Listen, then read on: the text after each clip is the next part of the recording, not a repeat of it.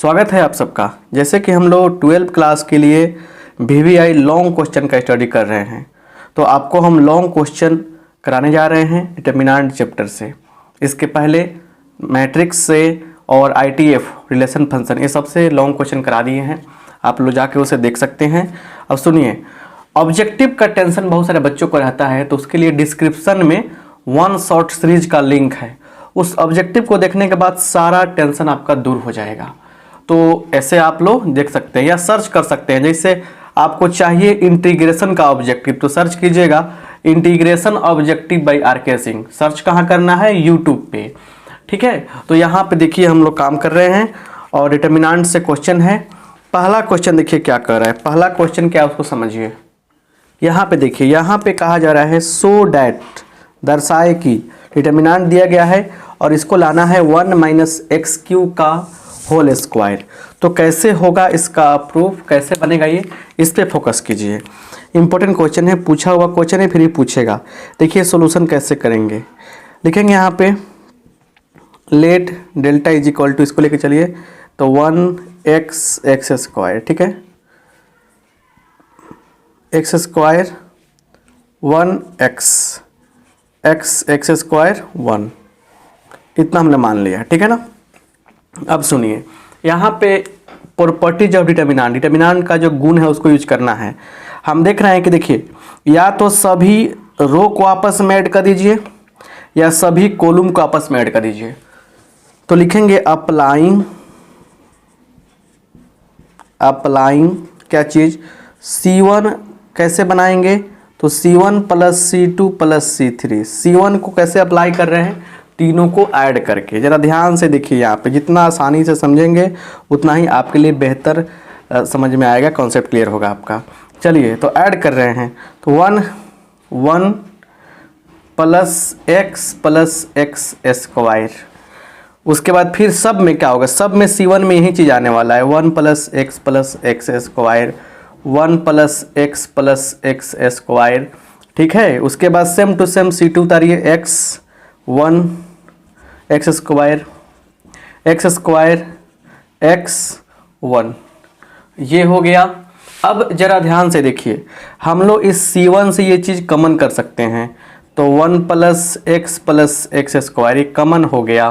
ठीक है, तो क्या बचेगा, 1 1 1, दिस इज x² 1 x² 1, ये बचेगा। अब देखिए फिर से अप्लाई करेंगे, जैसे 1 आता है कब हमारा आसान हो जाता है, तो लिखेंगे अप्लाइंग कैसे, R1 कैसे अप्लाई किया, तो R1 - R2, और फिर क्या एंड R2 कैसे अप्लाई किया, R2 - R3। देखिए क्या मिलता है रिजल्ट। तो यहाँ पे क्या मिलेगा, therefore delta is equal to, जरा ध्यान से देखिए, 1 + x + x², ये तो लिखा ही जाएगा।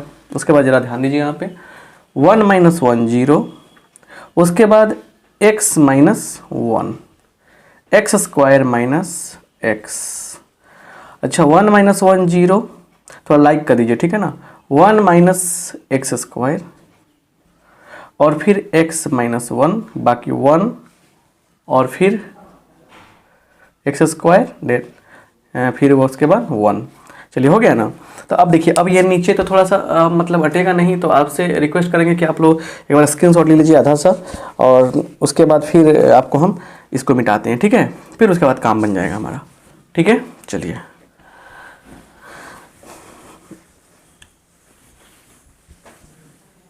चलिए आगे देखिए, यहाँ से फिर आगे बढ़ाते हैं। यहाँ पे अब यहाँ से कुछ कहानी ऐसे बनेगा, ठीक है ना, कि फर्स्ट में से देखिए, इसमें x - 1, इसमें से ना एक स्टेप पर बढ़ाते हैं, तो डेल्टा इज इक्वल टू क्या होगा, 1 + x + x², राइट। अब देखिए लिखेंगे 0, उसके बाद 0 लिखेंगे, 0 माइनस का 1 कीजिए, तो x 1 - x हो जाएगा, ये 1 - x। अच्छा, -x कॉमन कीजिए, तो क्या होगा, हो जाएगा 1 - x, ठीक है।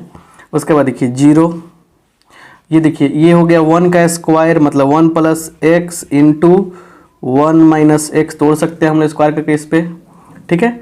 और ये कॉमन कीजिए माइनस, तो 1 माइनस एक्स फायदा होगा इसलिए ऐसा कर रहे हैं, ठीक है। 1 एक्स स्क्वायर फिर 1। अब देखिए क्या हो गया, आप इस रो से भी 1 माइनस एक्स कॉमन कर सकते हैं, इस रो से भी 1 माइनस एक्स कॉमन कर सकते हैं। तो डेल्टा इज इक्वल टू क्या, 1 minus x into 1 minus x into 1 plus x square, फिर क्या होगा 0, यहाँ -1 माइनस एक्स, 0 1 प्लस एक्स बच गया, -1 1 एक्स स्क्वायर 1, इतना बच गया। अब देखिए इतना जो है ना, इतना मिलके हो जाएगा फार्मूला, क्या चीज़ formula, a minus B into A square plus A B plus B square.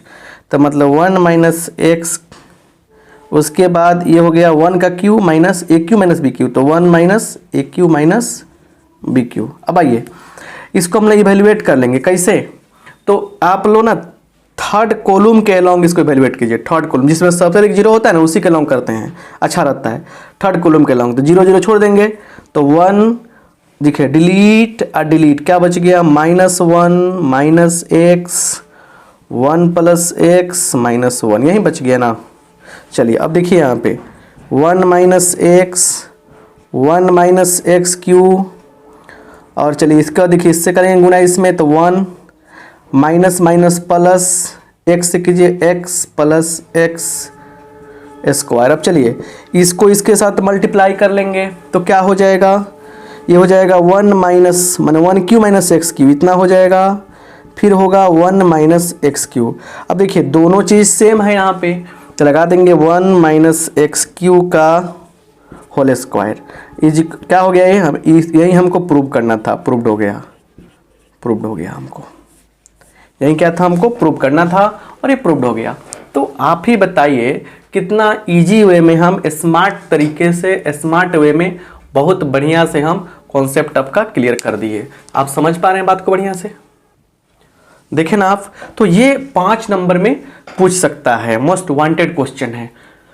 NCERT का बुक होगा आपके पास, एनसीईआरटी का बुक तो होगा। अब देखिए अब इसके अलावा भी हम बता रहे हैं आपको, देखिए 4.2 मोस्ट वांटेड है 5 नंबर के लिए, 4.2 में जाइएगा, ठीक है ना। 4.2 में जाके देखिए क्या है ना कि आपको बता देते हैं 12 13 14, ठीक है ना, 12 13 14, ये 3 जो क्वेश्चन है ना इसको बार प्रैक्टिस कीजिएगा, ठीक है ना। और एक आपको इसमें एडिशनल कहते हैं 9 और 10। अब तो इसके बाहर से अगर नहीं आएगा तो पूछेगा हमसे, जो भी क्वेश्चन आपसे आएगा 5 नंबर का डिटरमिनेंट से आ गया तो यही क्वेश्चन है, ठीक है ना। अभी हमारा नहीं क्लास में और कुछ बाकी है, तो इस क्वेश्चन सब पे देखिए 1 2 3 4 5 क्वेश्चन आपको, ये भी एक क्वेश्चन इसी में का क्वेश्चन है, वो है एनसीईआरटी की क्वेश्चन है। तो इसमें से मतलब कि शानदार तरीके से आप सोल्व कीजिएगा ना, मजा आएगा। इस क्वेश्चन को अभी नोट कर लीजिएगा कहीं पर, ठीक है ना, और जाके बुक खोल के अब बनाइएगा। अगर नहीं बनता है तो सर्च कीजिएगा 4.2 भी आर के सिंह, उसमें मिल जाएगा क्वेश्चन, और बना ही डालिएगा, कहीं पंगा नहीं लेने का, ठीक है ना, बढ़िया से, ठीक है ना। चलिए तो आगे हम लोग बढ़ते हैं और समझते हैं बात को कि बात क्या है, ठीक है। यहाँ पे अगला क्वेश्चन देखिए, कह रहा है कि बाई मैट्रिक्स मेथड, मैट्रिक्स के मेथड का यूज करना है भाई, ठीक है ना। और कह रहा है क्या, सोल्व करना है। और ये देखिए सिस्टम इक्वेशन दिया गया है, ठीक है, इसको सोल्व करना है। तो बस इस क्वेश्चन के माध्यम से बहुत कुछ बताना है, इसलिए इस क्वेश्चन को लिए हैं। और एक क्वेश्चन काफ़ी इंपॉर्टेंट है, मतलब समझिए कि very very important for you, ठीक है ना, very very important for you, ठीक है। अब सुनिए यहाँ पे जरा ध्यान से देखिए, यहाँ पे देखिए क्या होने वाला है, सॉल्यूशन कैसे करेंगे। लिखेंगे गिवन इक्वेशंस आर, क्या है, x plus y plus z equal to 6, x plus, इसको ऐसे लिख सकते हैं 0i plus 2z equal to 7, 3x plus y plus z equal to 12। ये आपको मतलब कि दिया हुआ है, ठीक है। अब सुनिए क्या है यहाँ से, यहाँ से लिखते हैं लेट क्या a इज इक्वल टू 1 1 1 1 1 1, उसके बाद दूसरे रो में क्या आएगा 1 0 2 3 1 1। तरीका सीखिए, बस वही काम करेगा आपका। ये लिया हमने यहाँ पे, क्लियर। अच्छा सुनिए, फिर उसके बाद क्या लेते हैं, और भी तो कुछ लेना रहता है यहाँ पे, उसको भी समझ लीजिए ज़रा ध्यान से। b इज इक्वल टू ये कांस्टेंट वाला टर्म 6 7 12, ये भी तो हो गया। एंड कैपिटल X लेते हैं, वेरिएबल कौन कौन है, x y z है, ऐसे लेते हैं, ठीक है। इतना मान लिए, तो चलिए अब लिखेंगे नाउ क्या है, अब डिटर्मिनेंट ऑफ a निकालिए। तो क्या होगा 1 1 1 1 0 2 3 1 0। एक बात सुन लीजिए, जब भी आप किसी भी कैलकुलेशन वाले पार्ट को बनाते हैं मैथमेटिक्स से, मैथमेटिक्स बहुत ही आसान चीज़ आपको बार बार कहते हैं हम, तो उस टाइम में काफ़ी कॉन्सेंट्रेट होकर बनाइएगा। तो ये हो गया। अब देखिए ज़रा ध्यान से कैसे करेंगे हम लोग। तो ये फर्स्ट रो को ही लेते हैं हम, तो 1 को चूज किया, डिलीट और डिलीट 1 इंटू 0 0 -2 -2 -1, ऐसा ही ना तोड़ते हैं, डिलीट और डिलीट 1 इंटू 1 1 -3 6 +1, डिलीट और डिलीट, तो डिलीट और डिलीट एक एकम 1 -0, तो ये क्या हो गया -2 +5 +1, तो क्या हो गया 5 1 6 6 घटाऊँ तो कितना होगा 4 होगा। तो अब ये क्या है 0 के बराबर नहीं है, इसीलिए ए इनवर्स एग्जिस्ट करेगा, ए इनवर्स एग्जिस्ट करेगा। अब ए इनवर्स एग्जिस्ट करेगा तब ए इनवर्स को निकालने के चक्कर में पड़ेंगे हम लोग, ठीक है।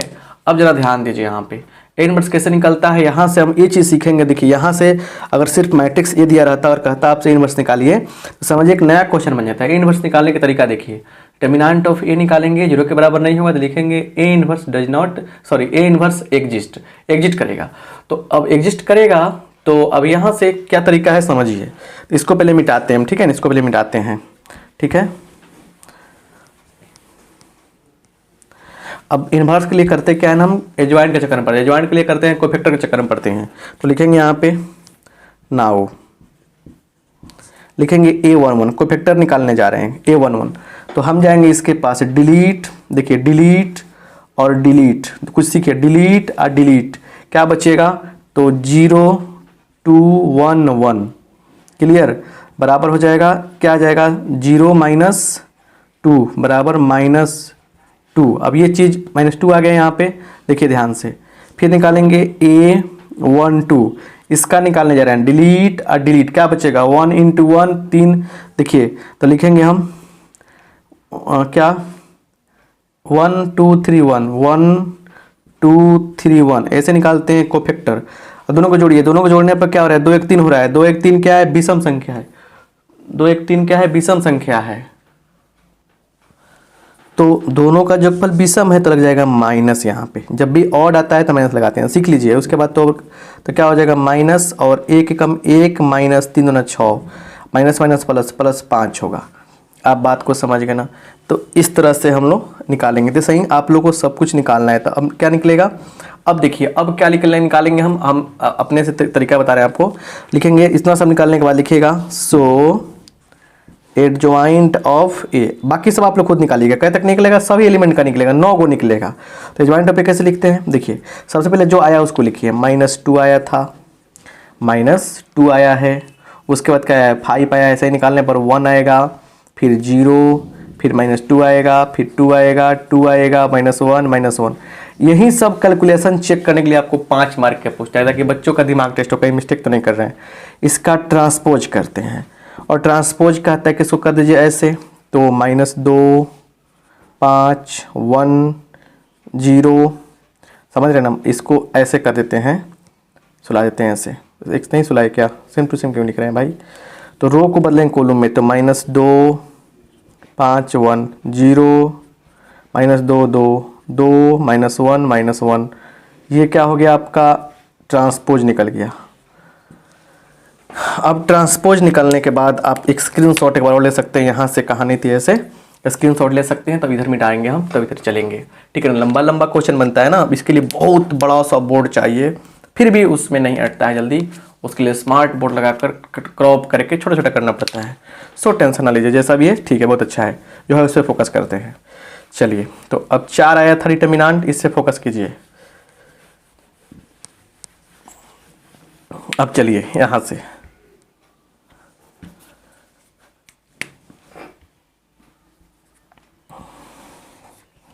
यहाँ लिखेंगे क्या चीज़, यहाँ पे देखिए, यहाँ लिखेंगे हम लोग क्या चीज़, तो लिखेंगे